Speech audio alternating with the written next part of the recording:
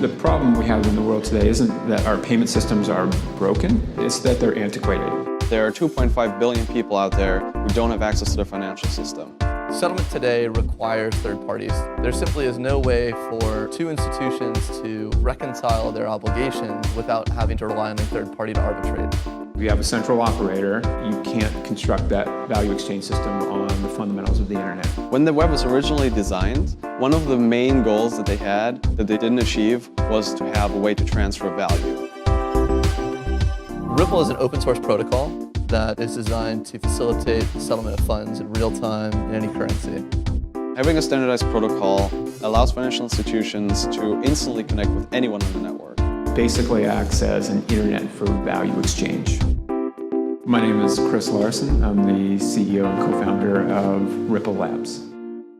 Ripple Labs is the technology company that originally invented the Ripple protocol. The Ripple protocol now is open source. It's really a public good. Ripple Labs doesn't own it. Anybody can use it for free as they see fit, really like an HTTP for money. Our job is really just to continue to introduce new innovations that make the core more stable, more scalable, more secure, and importantly, bridges and connections to that core to make it easier for banks, financial institutions, market makers, developers, eventually anybody with an interest to integrate to that core system. That's a big task, and we think you need a phenomenal team of very, very smart, dedicated people working full-time on that protocol if this really is going to be an internet for value exchange. When looking at the payment system today, it's comprised of a series of components that are designed to custody assets and transmit them around. So at the very top of the payment stack, we have application layers like PayPal, Stripe, Square, applications, technologies that interface with consumers and businesses looking to execute a transaction. Below that, we have banks, the institutions that custody the assets themselves. Moving below that, we start to look at the core interbank infrastructure, rule sets around business continuity, safety and soundness, regulatory compliance. Below that, we have messaging standards, so we can think about SWIFT codes, ACH payment messages, Visa messages. And finally, below that, we have a settlement infrastructure, which is operated primarily by the central banks domestically and correspondent banks internationally. So where Ripple fits today in the existing payment stack is at the bottom. I'm Patrick Griffin, Head of Business Development for Ripple Labs.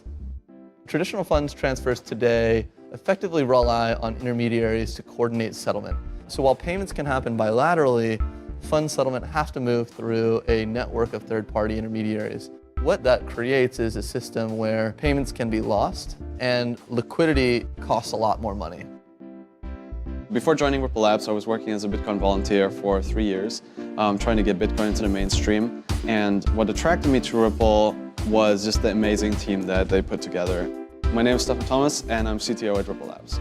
One big priority for us at Ripple Labs is to build APIs, which then allow financial institutions and developers to work together and build apps that are innovative and tie into the financial infrastructure. There are parallels between the internet of the 80s, where you had CompuServe and Genie and AOL as individual islands that are unfederated, and then the value web as it exists today, where you have individual payment networks like PayPal, Alipay, and M-Pesa, which also are not connected together yet. And so we think that the same thing will happen where these start to be interoperable through some common protocol. All the progress we've seen over the last 20 years of the internet, now seeing that bleed into payment systems, transaction systems. So again, it's not that our systems are broken, they work.